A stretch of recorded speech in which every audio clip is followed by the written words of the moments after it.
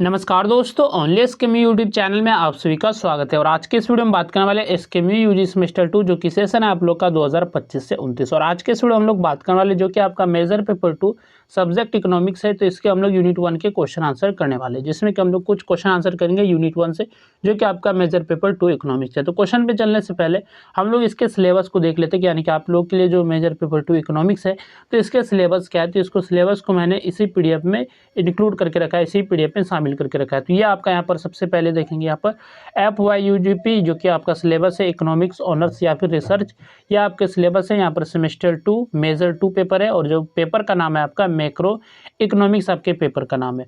और इसमें जो 4 क्रेडिट रहेंगे, क्योंकि जो फुल मार्क्स रहता है मेजर पेपर के लिए 100 नंबर का रहता है, तो ये आपका क्रेडिट हो जाएगा 4 नंबर। और यहाँ पर जो एक्सटर्नल एग्जाम होगा ये 75 नंबर का एग्जाम होगा, जिसमें कि टाइम आपको 3 घंटे के मिलेंगे। और जो इंटरनल एग्जाम कॉलेज में होता है वो 25 नंबर का रहता है, मतलब कि 25 नंबर का हो जाएगा। एक आवर जो होंगे आपके एग्ज़ाम टाइम रहेंगे इंटरनल एग्जाम के। तो इस तरह जो आप इसको अच्छे से समझ सकते हैं, यहाँ पर सिलेबस में सब चीज़ें मेंशन है।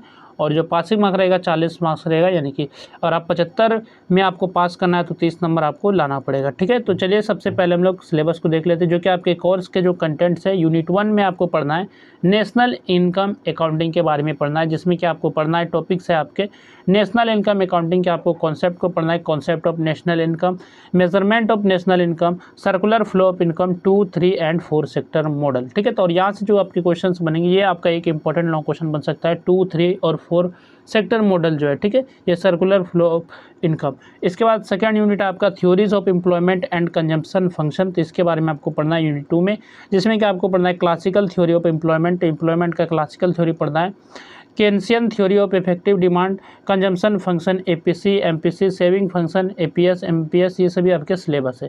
फिर आपको पढ़ना है factors affecting consumption function, absolute income hypothesis, relative income hypothesis, permanent income hypothesis, और उसके बाद लाइफ साइकिल हाइपोथेसिस। ठीक है, इसके बाद यूनिट 3 आपका इन्वेस्टमेंट फंक्शन।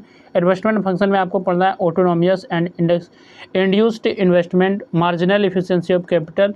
इसके बाद आपका फैक्टर्स अफेक्टिंग, इसके बाद मीनिंग फेज, इसके क्या क्या है, तो MSc के क्या मीनिंग है, फेज है। इसके बाद Keynesian multiplier theory of accelerator, Hicks simulation theory of business cycle, और इसके बाद Hawtrey theory of trade cycle. इसके बाद यूनिट 4 आपका लास्ट यूनिट है money pricing and employment, demand for money and its determinant, supply of money and its determinant, component of money supply, M1, M2, M3, M4, ये सभी आपको पढ़ना है। इसके बाद आपका quantity theory of money, transaction approach, cash balance approach, इसके बाद आपका है इन्फ्लेशनरी गैप, इसके बाद डेफ्लेशनरी गैप, इसके बाद मॉडर्न थ्योरी। तो ये आप लोग को पढ़ना है, ये सिलेबस था आपके इकोनॉमिक्स मेजर पेपर 2 के लिए। तो चलिए हम लोग जो क्वेश्चन पे चलते हैं, जो कि आपके यूनिट 1 के जो क्वेश्चंस जो मैंने यहाँ पर लाया है, तो अब क्वेश्चन पे चलते हैं। तो सिलेबस मैंने दिखा दिया ताकि आपको अच्छे से सिलेबस को देख पाएंगे।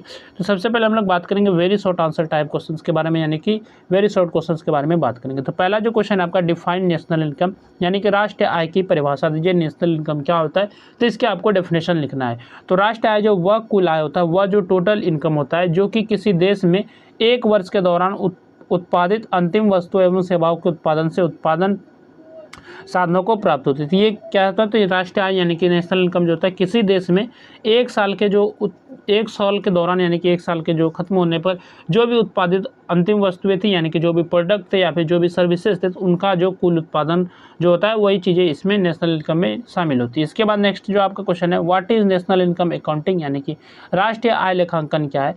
तो राष्ट्रीय आय लेखांकन वह प्रणाली है, वह प्रोसेस है जिसके द्वारा किसी देश की एक निश्चित अवधि में उत्पादन, आय तथा व्यय का व्यवस्थित लेखा जोखा तैयार और मापा जाता है। तो आपका ये क्या है, तो राष्ट्रीय आय लेखांकन जो एक ऐसी प्रणाली, ऐसा सिस्टम, ऐसा प्रोसेस है जिसमें भी किसी देश के जो एक निश्चित अवधि जो कि आपका एक वर्ष का रहता है, जिसमें कि प्रोडक्शन क्या हो, उत्पादन क्या हुए, इनकम कितने हुए और जो व्यय यानी कि खर्च क्या हो, तो इनका लेखा जोखा रहता है और इसे मापा जाता है। तो यही आपका जो नेशनल इनकम अकाउंटिंग है, राष्ट्रीय आय लेखांकन है।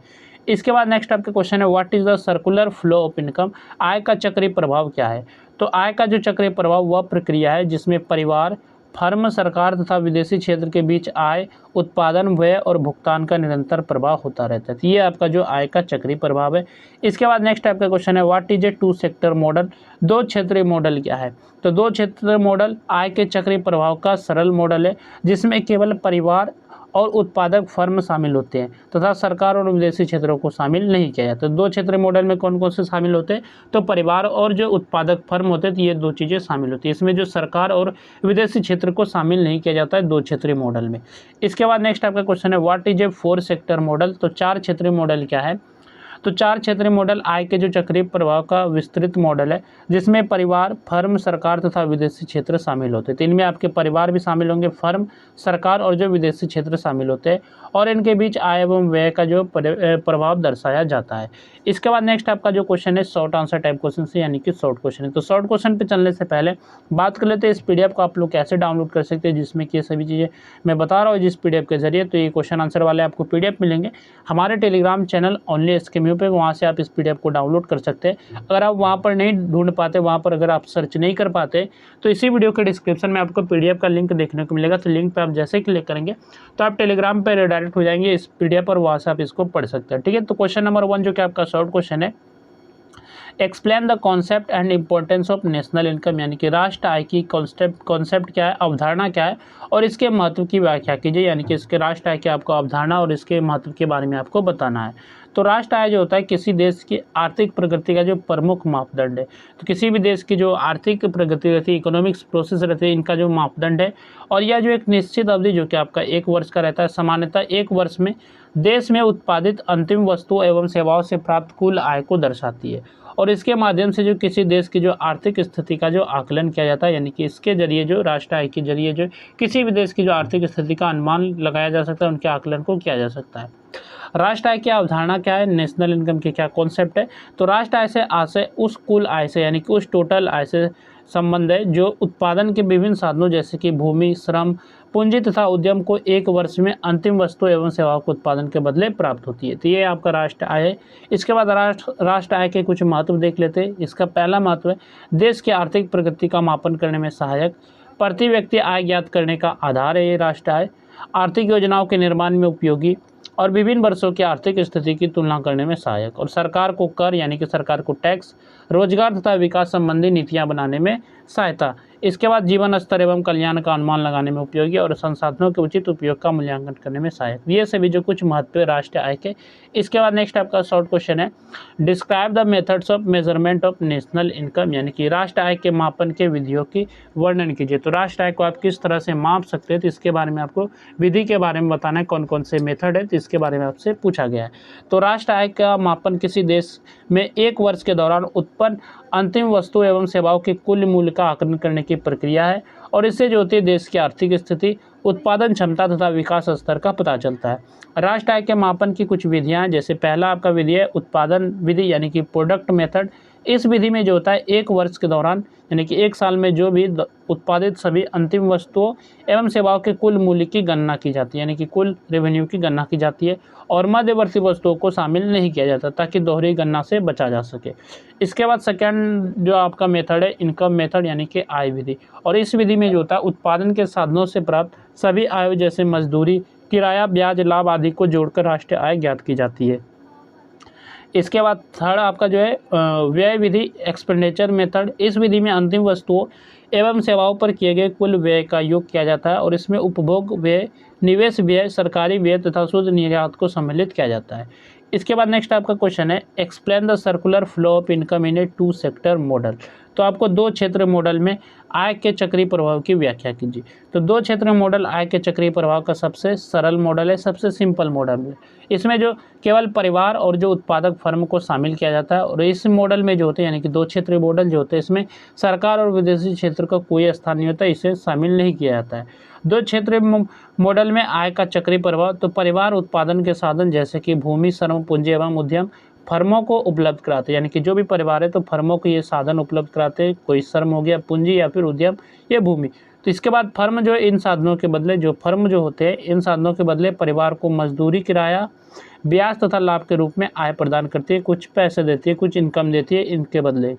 इसके बाद परिवार जो होते हैं अपने प्राप्त आय का उपयोग फर्मों द्वारा उत्पादित वस्तुओं एवं सेवाओं को खरीदने में करते हैं और वस्तुओं की बिक्री से प्राप्त धन पुनः फर्मों को पास पहुंचता है। और इस प्रकार आय, उत्पादन, व्यय तथा भुगतान का प्रभाव जो लगातार चलता रहता है, जिससे आय का चक्रीय प्रभाव कहा जाता है। इसके बाद नेक्स्ट आपका क्वेश्चन है, differentiate between the 3 sector model and the 4 sector model.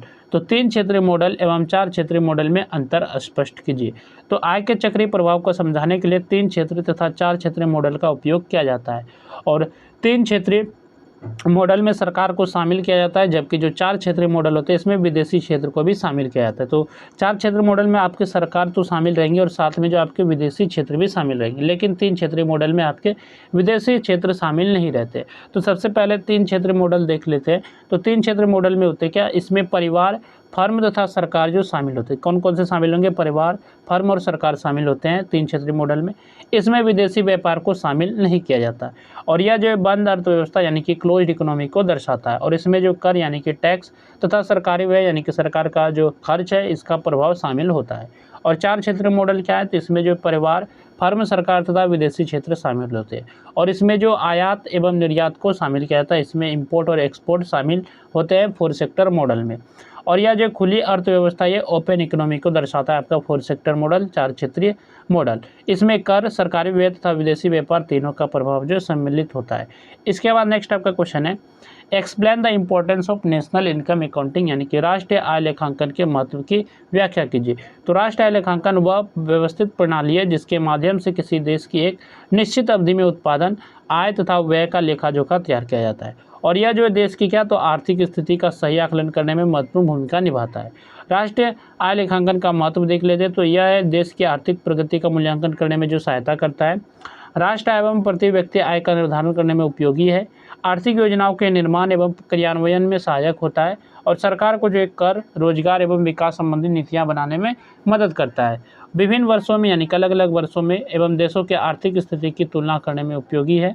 इसके बाद जो है संसाधनों के उचित उपयोग एवं उत्पादन स्तर का आकलन करने में सहायक, और जीवन स्तर एवं आर्थिक कल्याण का अनुमान लगाने में सहायता करता है।